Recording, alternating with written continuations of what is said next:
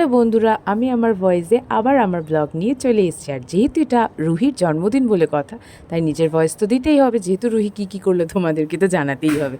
তো প্রথমেই জানাই, রুহির জন্মদিনের ভিডিওগুলো ক্লিপগুলো নেওয়াটা ব্লগের খুব চাপ ছিল আমার, বিকজ একটাই কারণে প্রচণ্ড বিজি ছিলাম আমি সকাল থেকে। আর ফোন তো দূরহস্ত, ফেসবুকে কমেন্ট পোস্ট লাইক কিচ্ছু করাটা সম্ভব হয়ে ওঠেনি। এত সকাল থেকে আমি ব্যস্ত, ইভেন পরের দিনও আমি প্রচণ্ড পরিমাণে ব্যস্ত ছিলাম।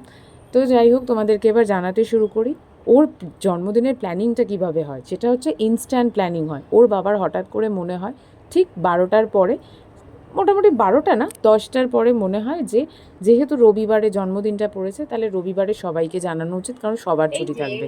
আর আমাদের প্ল্যানিং ছিল বৃহস্পতিবারে সবাইকে ডাকা, বাট বৃহস্পতিবারে যেহেতু আমাদের ছুটি, সবাই নাও আসতে পারে। আর অনেকেই ননভেজ খায় না, যেহেতু বাইরে থেকে আমরা খাবার আয়োজন করেছিলাম রাত্রিবেলাটা গেস্টদের জন্য। তো যথারীতি সকাল থেকে আমার ঘর দোর গোছানো ছিল। আর দুপুরের মেনুতে পোলাও আলুর দম, জাস্ট পায়েস করেছিলাম, আর ওর জন্য 5 রকম ভাজা করেছিলাম। বাট আলটিমেটলি ও দুপুরে খাইনি, একটাই কারণে, কারণ ও টাইমে খেয়ে দিয়ে শুয়ে পড়তে হয়েছিল। আর আমার যেহেতু প্রচুর কাজ ছিল, তাই রান্না করতে করতে 12টা বেজে গেছিলো, আর ওর লাঞ্চ হয়ে যায় 11টার মধ্যে। তো যাই হোক, তারপরে ভাবলাম যে ঘরেতেও যখন কেউ নেই, সবাই দোকানে ব্যস্ত, তাহলে গেস্টদের সামনেই ওকে আশীর্বাদ করা হবে, যেহেতু মামা দাদুরা ওর সবাই আসবে আর ফ্ল্যাটের লোকজন আসবে। শুধু ওর বেস্ট ফ্রেন্ড এখানে মিসিং ছিল প্রজ্ঞান, যেহেতু ও ঘুরতে গেছে। তো মাঝখানে দুপুরবেলা ওর বাবা এসে একটু বেলুন টেলুন দিয়ে ঘরদোরগুলোকে সাজিয়েও দেয়। তারপর আমরা একটু মাঝখানে সেন্টারে গেছিলাম, যেহেতু ওর বাবা ব্রহ্মকুমারীর স্টুডেন্ট, তাই শিব বাবার আশীর্বাদ তো নিতেই হবে।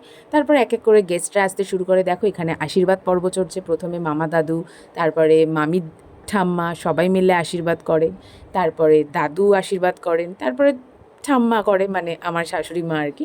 আশীর্বাদ পর্ব শেষ হওয়ার পরে ম্যাডাম তো এখানে কিছু মুখে দেননি, কারণ ম্যাডামের 8টার মধ্যে খাওয়া দাওয়া হয়ে গেছিলো। একদম ডিনার কমপ্লিট করে উনি এরকম ঘুমোতে যাবেন। শুধু ঘরে প্রচুর লাইটিং দেখে আর জিনিসপত্র দেখে আর টুকটাক গেস্ট আসা শুরু হয়েছিল বলে, তাই ম্যাডাম জেগেছিলেন।